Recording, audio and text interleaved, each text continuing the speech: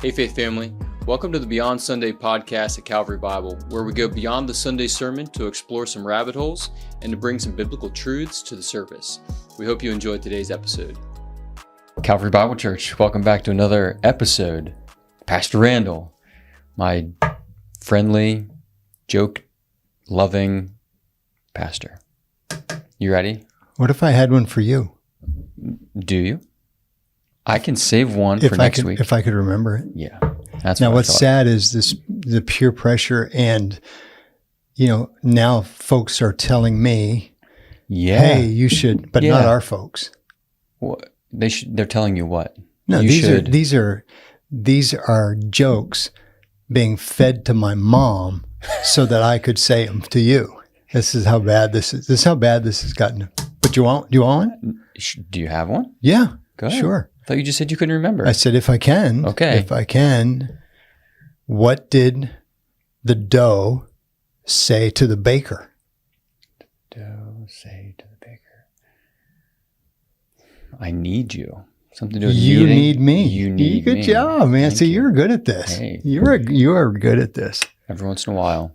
All right. Good I'm job. going to save mine for next week. Hey. And I didn't So even, don't say I never gave you one. I won't say that. You rarely give me one, but never say never. Yeah, people are feeding me jokes. Well, it's amazing. I got a pretty good one. I bet. For next week. Okay.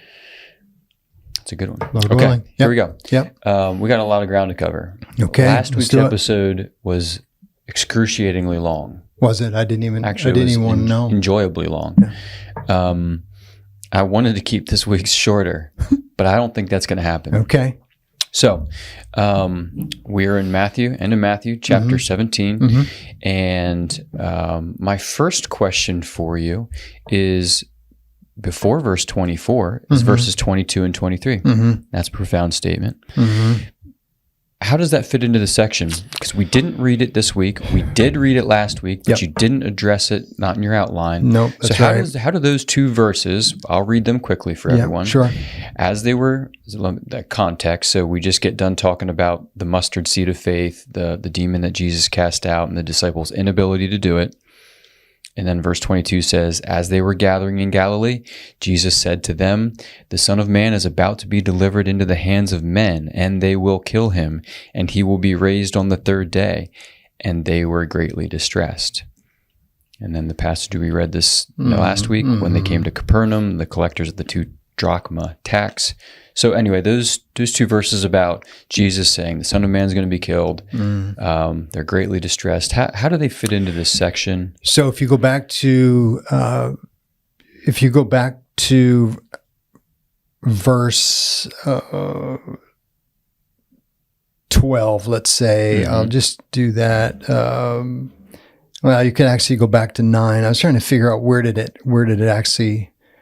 where's the immediate context prior to this. And so right after the transfiguration is verse 9. They're coming down from the mountain, and Jesus says, don't tell anybody what you saw until the Son of Man is raised from the dead. There's verse 9, the reference to his death. And then the question about the timing. And then you'll notice in verse 12, another reference to death, and they did not recognize him, but did to him whatever they pleased. So also the Son of Man will certainly suffer at their hand. There's the second. So verse 9, verse 12, about the impending death.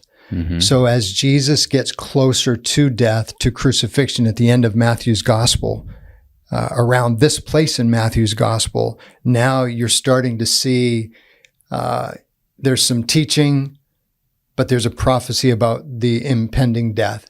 There's some miracle, and then some talk about death. They're seeing the transfiguration, but there's talk about death. It keeps going back and forth. And in our case, by the time you get to 22, 23, here's another one of those.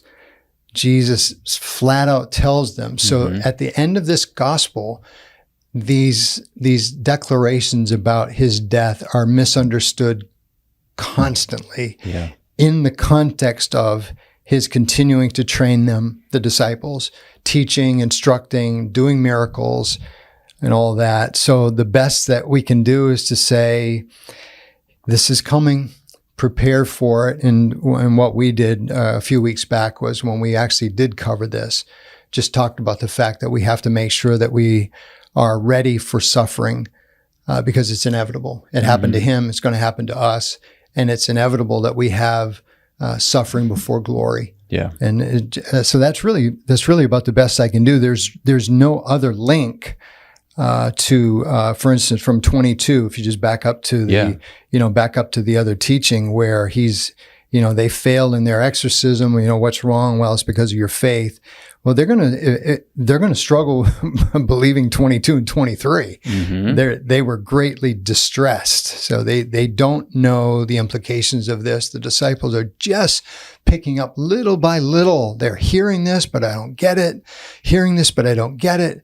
Maybe making some progress, but we still don't get it. That's kind of what's happening as we move further into the book. Gotcha. That's helpful. And yeah, it is continuing to resurface this idea that Jesus is going to be killed. I heard someone say, it's interesting here in that passage and then the one to follow, we're talking about the two inevitable things in life, death and taxes, right? Yeah. But Jesus' death in particular. And then the context of, again, Matthew notes, and they were greatly distressed.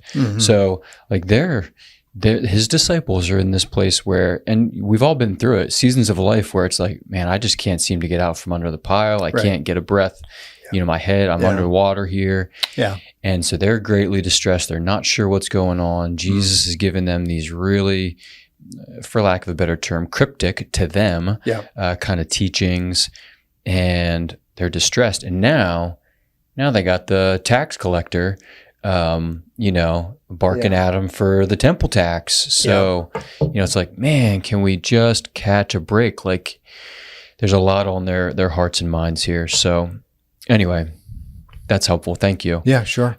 Speaking of the tax collector, and this is where I was a little confused. Who is the tax collector? Who's he collecting taxes for? What purposes? Is this Roman or Jewish?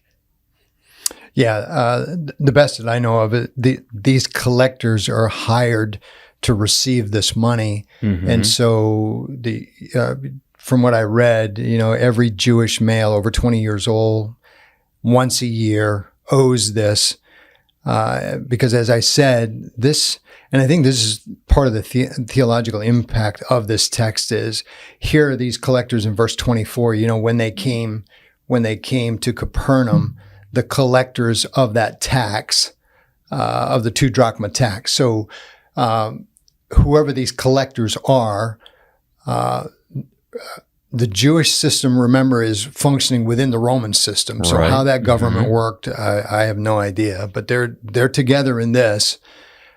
The Jewish males, 20 and older, once a year, pay this tax, goes to the temple upkeep. So it is a Jewish tax for Jewish purposes. Because, the temple is primarily Jewish. That's right. Yeah. I mean, there was a provision for Gentiles outside, the court and so forth. But, so they are, providing the money so that redemption can be had with all the people. All the people could take advantage of the temple services, including redemption. And so it was a big deal. So I'm not sure what else I could talk to you about with that. But yeah, well, I was asking because a lot of the conversation, some of the questions that we were dealing with that came in had to deal with, the American government or secular governments, around the world. And this isn't really a Roman tax. It's a Jewish tax more than anything. So I was just wondering about what's Jesus getting at here? And because I think you really, I don't have the sermon title in front of me. Did it have to do with not giving offense? No, it was actually more along the lines of, why we pay taxes too. Gotcha. Yeah. Am I correct in thinking one of the main points, though, if not the main point, was however, to not give offense. So, especially because that's where this is all. I mean, this all hinges on verse 27, which was one of those. It might have been the final point in our sequence. So verse 27 is the critical matter that we'll get to. But let me just say quickly, regardless of whether this is Jewish or Roman, the fact that we also read the Romans 13, the reason why I wanted to read 13 is because there's more than just paying taxes that's involved here in that list at the end of our reading, which I covered at the very end of the sermon as well. We read it as part of our reading at the beginning, but at the end, I said, look, there's other things that we owe for different reasons, and especially the honor and respect. But even before that, taxes to whom taxes is due. And in our case, taxes are due. Yeah. In most cases, taxes are due. Yes. Yeah. Unless you're exempt. Correct. Right. So that gets me to a question or two. I'm trying to think. There's a lot in one of these questions. Yeah. I'm going to do my best to summarize and pick some stuff out here. So taxes are due unless you're exempt. So should Christians, should we think that we should be exempt because of ethical concerns? Or, practically someone might say, well, I disagree with how the government is using my taxes. Right. Therefore, I don't owe them taxes. My conscience, what's the Amish term? I'm not sure what their term is, but I think I referenced like conscientious objector. Yes, that's what I was whatever, looking for. Whatever that, whoever that applies to, I'm not exactly sure, but I want to make sure you have your question in. Yeah, the question is, should Christians, should we, Calvary Bible Church, Faith Family, is there a line where we say, yeah, no, I don't owe this tax because I'm a conscientious objector. The government is using my funds for X immorality. Right. So my answer to that is there's nothing in Scripture where there's nothing in this Scripture. Let's start with this. There's nothing in this Scripture that would say, only fulfill your obligation to the governing official or the legislation when you agree with them, when their morality matches yours. So that there's nothing in this text that would say that. There's nothing in Romans that would say that. So I would start with, let's make sure we are Christian in our reading of these texts. And the whole point of this one is, technically, and that's why I tried to word it that way. I didn't know what else to say. I mean, technically, they don't owe the tax. That's the whole point that makes this teaching even teaching at all. Jesus is the one who says, no, the kings don't take tax from their sons. And so he is saying, he's saying that there, and then you get to 27. However, we are going to pay it. Yeah. We're going to pay it because, and his reason is because we don't want to offend. Yeah. So let me get back to they don't owe the tax, but they do owe the tax. Like technically, because they're Jewish men over the age of 20, they owe the tax. Other than you said rabbis typically wouldn't pay the tax. Were rabbis, priests, and there were other groups that didn't pay. They refused to pay. Okay, so it's not that they didn't owe it. It's just that they were like, no, I'm not paying it. They objected. Rabbis and priests didn't owe it. Okay, rabbis and priests. But there were groups that refused, and we know that from the early times. I also snuck in there, this tax was very, very effective because they had so much money extra. Josephus records that they had to end up creating this huge golden vine, this ornate structure. They used money to build it because they had all this excess. Yeah. Well, actually, that came up in John 15 during the summer. I am the vine, you are the branches. Jesus potentially teaching in front of that golden vine. Yeah, if that was the deal. Yeah. But anyway, so they've got plenty of money. So at least Peter, Jesus being a rabbi, maybe not a certified rabbi in their minds, but he's a teacher and has some disciples. Yeah. But Peter owes the tax. And so, but I think my question is, is Jesus talking about something else here? Like, how Jesus sometimes he's talking about a spiritual reality when there's a physical reality going on. So when Jesus says to Peter, from whom do kings of the earth take toll or tax? From their sons or from others? And Peter says, from others. Jesus said to him, then the sons are free.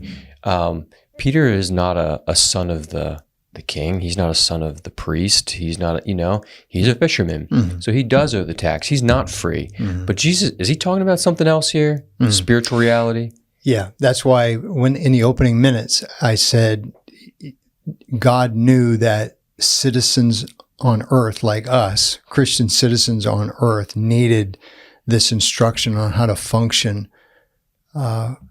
Since we're citizens in heaven, we really need this instruction on being a citizen on earth because of that dual, kind of that dual relationship. So there's no doubt that what's being said, from whom do kings of the earth take toll or tax? From their sons or others. Jesus is making a point about who we really are. Jesus and his disciples and Christ followers, don't forget who you are. You are sons of the King. Mm-hmm. So when you're in a world that's requiring this particular tax, just remember that it doesn't really work this way in the earth either. That there are kings who do not. The kings don't tax their family. Mm-mm. They collect taxes from everyone else to support their family and their kingdom. So Jesus is making a very, very veiled but clear to us reference to who are we. Yeah, that we have this relationship to the King of Kings. That is one thing, but we're on earth, and this gets to this very sticky relationship. How do we live? How do we navigate being in this world? What's our obligation? And Jesus surprises everyone with this. When he ends verse 26, then the sons are free. Verse 27 doesn't go, okay, so we don't pay it. Mm-hmm. He said, however, and then all of a sudden and as I said, none of us ever wake up. We don't ever wake up and think about worrying about offending the government by the way in which we interact with them. Yeah. We just don't do that. Mm-mm. And this is telling us, not to give offense to them, then go do this. Mm-hmm. So it's is it safe to say that Jesus at Matthew, the Lord, Jesus, all of the scripture here, this is not a commentary on economic systems. No. Because some of the questions was, well, how do we, if the government is, a huge organization, and how do I trust them if they're going to waste my money? Wouldn't it be better for me to use that money? Yeah, and there may be wisdom in some of all of that thinking. Yes. I don't know about that, but I do know in this case. Yeah, I think one of the critical matters for us as far as Beyond Sunday is to have this correct sense of I am a citizen of this particular country. Myself, I'm a citizen of this country. Mm-hmm. I need to be faithful to God as a citizen of this country. Does the Bible help me with that? It kind of does. Mm-hmm. It doesn't go as far as I wish God would have. That would have been nice. If, as I've said so many times, I wish there were a few more verses with a few more specifics that would help the application process to this, and this. However, we have first my sense of, I want to make sure that the way in which I work in this world doesn't cause offense that's unnecessary. Yeah. There is offense with the gospel, but I don't want to cause unnecessary offense by the way in which I interact with the laws of the land. Let's start with something like that. Good. And how I was thinking about it as I was listening was, I don't want to offend for the sake of the gospel's offense. I don't want my actions, my life, to come out in such a way or come across in such a way that the gospel is not able to be on the move. So I think a logical next question is, how do we know when it is worth offending and when it's not? Because Jesus offends sometimes. Mm-hmm. He offends certain people very clearly. But at others, here, the tax collector, he doesn't want to offend this tax collector. So how do we know when to offend and when not to offend? My first answer to that is we don't. That's really, I think that's important to get that. As I've fielded this kind of question through the years, it reminds me of how much I want the Bible to be more specific and to be clearer and to be more black and white, but it's not. So one of the things that I've learned through years of reading it is I am not going to expect the Bible to deliver what it can't. And so as much as I would love to say, yeah, you really know, I'd rather start by saying you can't. Second, follow that up with you and I must have the wisdom of God to navigate this world. And that wisdom of God is your ability to live skillfully in this world when you just don't have a rule. Yeah. When you just don't have a rule from God on this particular issue, are you able to live skillfully for God? The answer is yes. And that's why wisdom in the Bible is such a big deal. Yeah. You wouldn't need wisdom. Think about this. You wouldn't need wisdom if you had a rule for everything. There's no need for wisdom anymore. That's just a need for, do you know the rules exist and just follow the rule? So I don't have to be, let me give you an example that I seem to be seeing because of the technology in vehicles. I don't need wisdom to drive on a road that has a posted speed limit. I don't need wisdom for that. I'm going to just start with that term, even though I could get technical with myself on this and backtrack, but I'm not going to do that. Don't do that. I'm going to say, I don't need wisdom when the speed limit is posted on a particular road. However, I've found that the particular technology in vehicles with GPS and how they're reading road signs and speed limits, I've found myself on roads where instead of seeing a posted speed limit on my little screen or big screen, I get 3 or 4 dashes. And there's no speed limit posted. And yet I know I'm on a road that has one. Oh, I'm tracking with you. Your GPS doesn't have a speed limit. It's not registering the limit. Gotcha. But I know there is one. Yeah. So what I'm trying to say is, I want you to think about life in that way. When I see the dashes, how do I decide what speed to go? You make a judgment call. I do. Based on what basis? Yeah, based on what you're seeing. And it's, am I wise or am I not wise with respect to, what if I said, you'll get this, I know you will. What if I said, well, there's no speed limit showing up on my screen, so I'm going to do 100? That seems unwise. It seems unwise, especially if I'm thinking of the particular stretch of road where this always occurs regularly in this area. And I know that 100 miles an hour would wreck the car and me. But in Arizona, driving through Death Valley, in that certain context, 100 miles an hour would not seem I don't unwise. see a speed limit posted, therefore 100 fast miles as you want to fine. go. So it's just a very simple, it's a simple way of starting to trying to answer this by saying, first, I hope you can accept the fact that you don't know for sure. Yeah. Because you don't have a rule. Yes. So I'm trying to be as specific as I can. You don't have a rule, so you don't know. Yes. In other words, you don't have a word from God. However, Scriptures, Old and New Testament, are filled with the exhortation for us to be wise or to gain wisdom from God. To be wise by gaining wisdom. Let's be as precise as we can. To be wise by receiving wisdom from God. So that now, can you ask the question again? How do we know when it's worth offending? So it is interesting. So I don't have a rule, but I have the Spirit creating the fruit of the Spirit in me, that in a moment when I have to interact with this world in some way, shape, or form, I'm convinced that the course of action that is Spirit driven is going to be right. Now, I'll go one step further. Every scenario is going to be different.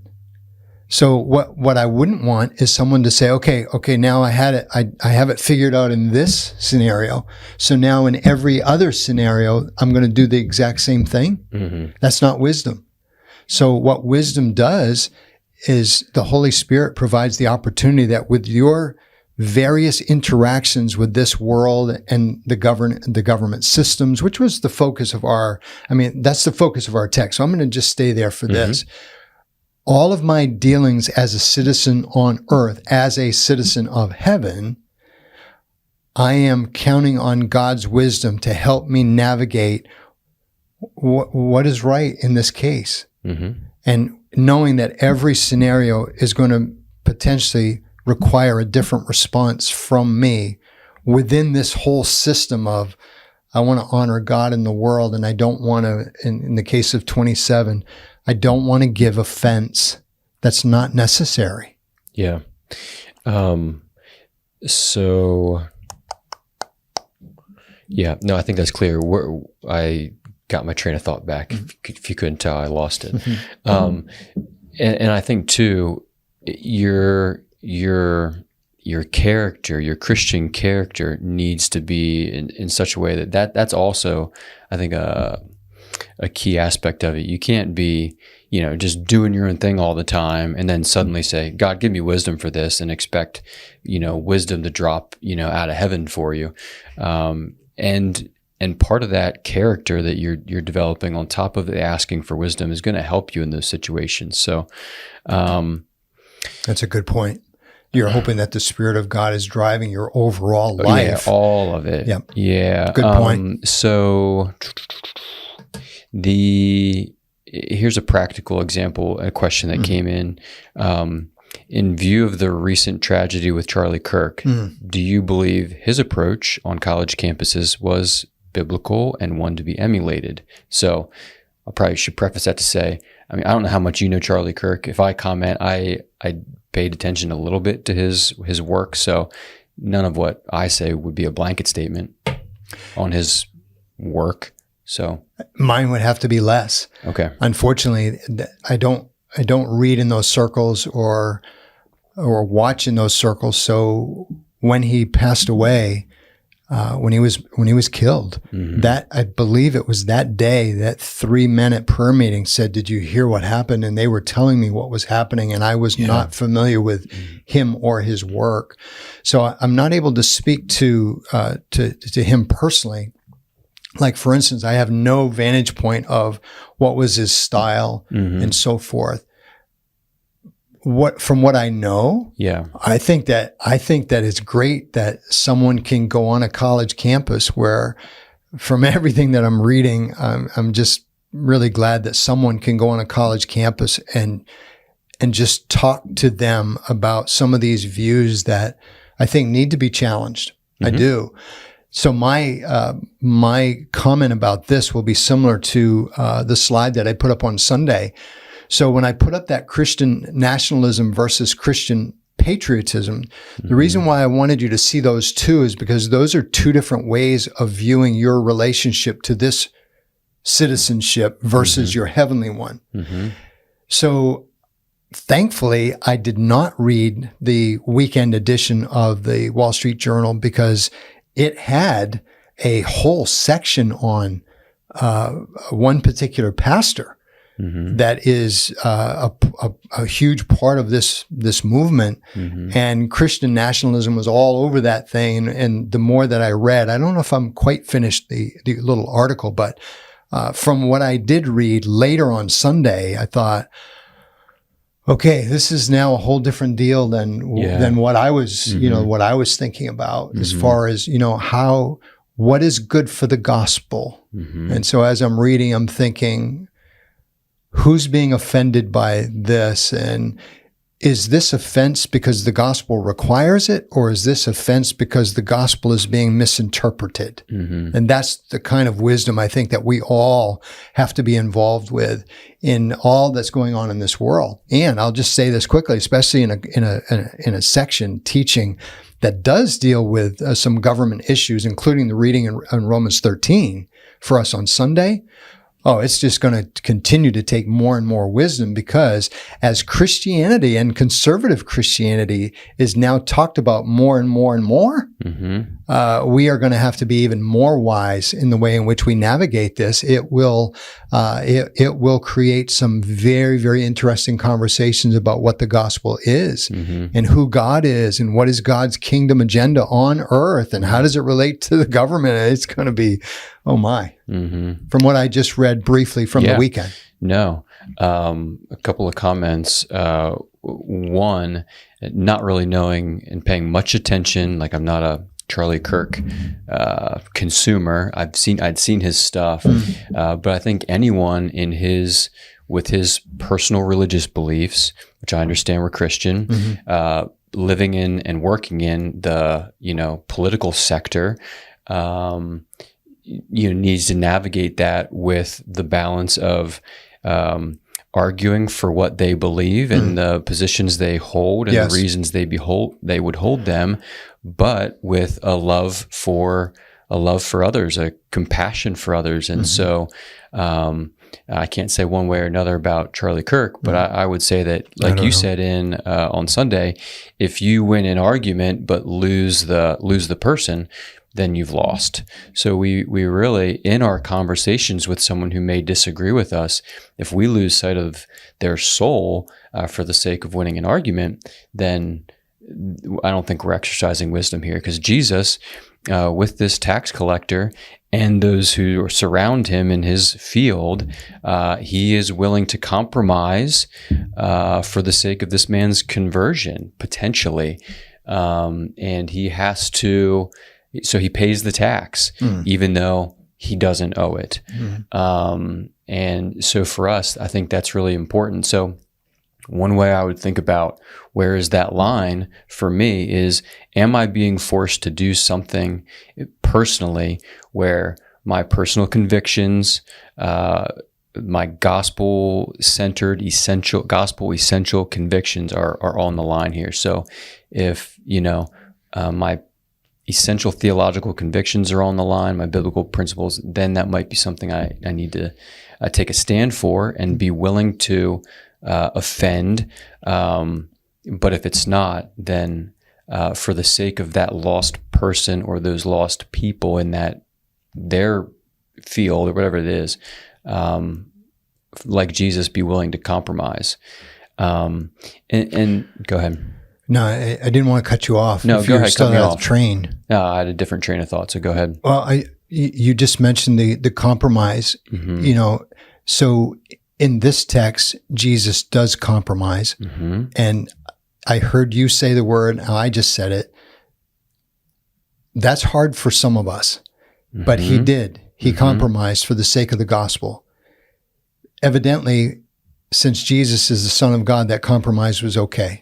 He didn't violate God's character, or he wasn't wishy-washy on truth by compromising. Then when we got to 1 Corinthians 9 and 10, and we read Paul's example, evidently, since that's inspired scripture, Paul compromised, but it was for the sake of the gospel too, and that was a good thing. So I do think for kind of some of our folks, myself included, it is important to realize that when we're talking about what Jesus did and how this translates into our lives, there are times when we lay down our rights. And if that's a compromise, then that's what you do, whatever you call it. But there are times when we must lay down our rights for the sake of the gospel. That's really what this is about. And so one of the Beyond Sunday things for me has been, do I have that attitude and that type of heart that can lay down a right and not equate that right with a truth that can't be violated? That's important. Yeah, the distinction between a right and a truth. If I can't make that distinction, I am really going to struggle with these texts. Yeah, that's helpful. And I think the other thing I was going to say was just what you've already said, but the spotlight is on Christianity in a way that it's not been in a long time across our country for a variety of reasons. And so what is better for the gospel? For Jesus following, God-fearing, Bible-believing Christians to be the ones who are creating problems in our communities and society because, not everything's exactly the way we think it should be. And it's not, because we live in a broken world. So are we contributing to the social causes in a positive way, or are we a frustration to those who God has put in authority to rule over us? And as the spotlight's on us more and more and more, we need to be people who are defined by our love for God and our love for the world, and not a particular like we've talked about in the past. We for Calvary Bible Church, I'll use the example you've said. The history of Calvary Bible Church at one point in time was the church who hated the Masons. So even though we disagree with the Masons, we shouldn't be defined as the church who hates the Masons. No. We ought to be defined as a church, to use that further, that loves and cares about Masons and are willing to go the extra mile for them. And it's that way in, maybe it's at work, maybe it's with a relationship in your family, maybe it's with the government at large, whatever subsection of your life you're thinking about. I think it's important for the gospel. All the while never compromising on the truth. Yeah. Yeah, that's the part that, again, here's Jesus leading the way for us. He's not compromising any truth in this at all. He's just saying, hey, let's do this because it's good for the gospel. Yeah. So I think this is a helpful question to close out. What verse would you suggest that someone could memorize to remind ourselves to not be unnecessarily offensive during spiritual conversations with unbelievers? So is there a verse that comes to your mind that you would say, like when you're confronted with a situation like this, a verse that you might recite to yourself? Let me see if I can find the one I'm looking for. And can I stall for you? Sure. Yeah. Thank you. Or do some. So I'll give you these 5 words from Matthew 17. However, not to give offense. So if I was in a situation like that, I might say to myself, however, not to give offense. And what I would be doing actually is not memorizing that verse, but I would be recalling this story, and let Jesus' example come back to my mind and say, okay, Jesus didn't want to offend that tax collector. I don't want to offend this person.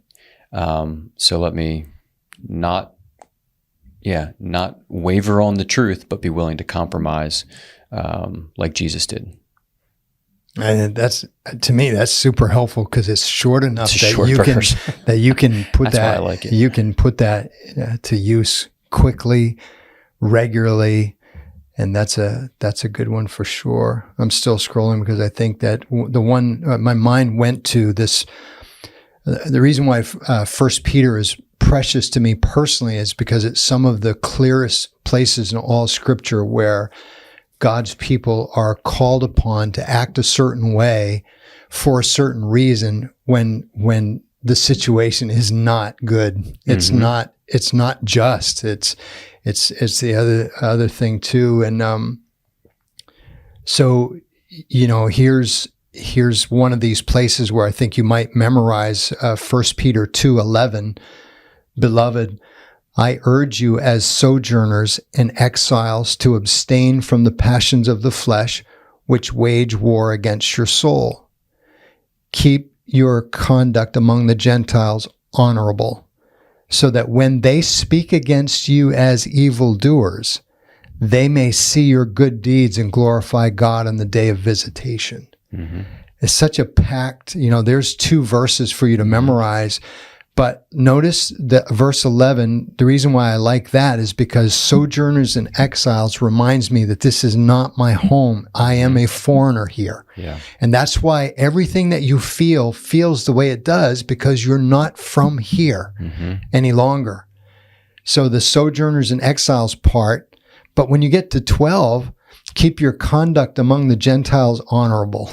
So anytime I'm dealing with a non-Christian, if I have this in mind, I can't give them any more ammunition. But you'll notice that you know this is what's happening, so that when they speak against you as evildoers. Yeah. That's slander. Yes. So that's not because you are an evildoer. That's because you are not an evildoer, but your lifestyle and your words and your attitudes and your mindset is evil to them. So that when they speak against you as evildoers, they may see your good deeds and they end up glorifying God. So I like, that would be, it's not the only one, but those are two good ones maybe. That's 1 Peter 2, 11 and 12. Yeah. Okay, good.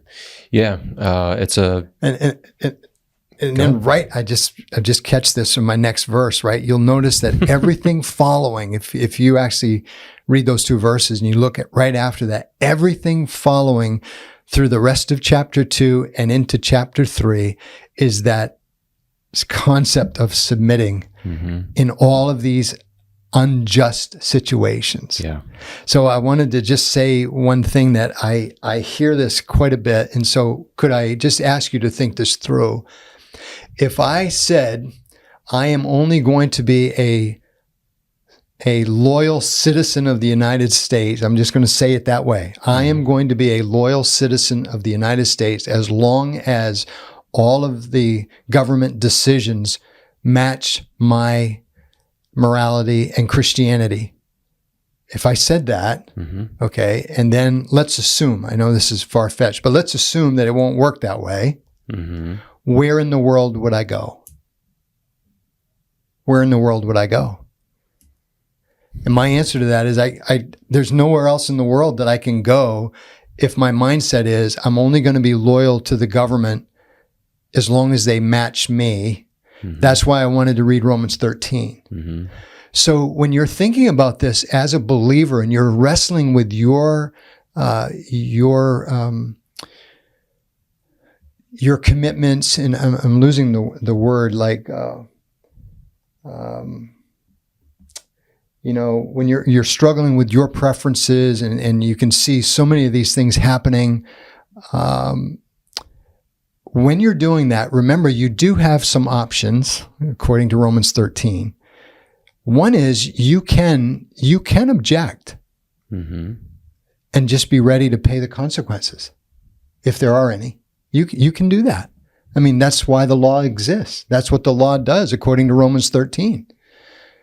So I think when people say I'm going to stand up for your, for your truth and just remember that you're in a system that is, potentially has the ability to make decisions on that and just be ready to suffer that. I'm thinking of my friend in Nepal. He's been imprisoned over 20 times.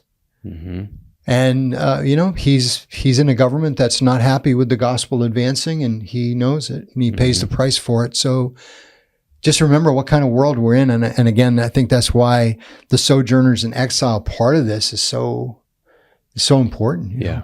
Yeah, it is. And it's something that, as far as just applying this passage and the principles there that Jesus is demonstrating for us, it's, whether we're mindful of it or not, it's in front of us every day. Oh my. Because we're, heavenly citizens who are at the moment citizens of a earthly country. Yeah. So how do we navigate that? Yep. Good. All right. Well, thank you. Thank you for that verse, 1 Peter 2, 11 and 12, if you were looking for that again. And thanks for the questions. We really do appreciate them. Thoughtful and helpful. So if you have questions for the podcast, you can email them to podcast@cbcmj.com. Or you could copy Roger Garber at, I forget the rest of it. But. Yeah, well, that's not his email address, but sure, send something to Roger Garber at Gmail. Yeah. I don't know what Roger Garber's going to get it, not ours. Try it, see what he says. Anyway, thanks so much for that. Podcast at cbcmj.com. And we love you guys, and we'll see you on the next Sunday. Thanks again for joining us on today's episode. And remember, our Sunday sermons are meant to lead us to a life of worship beyond Sunday.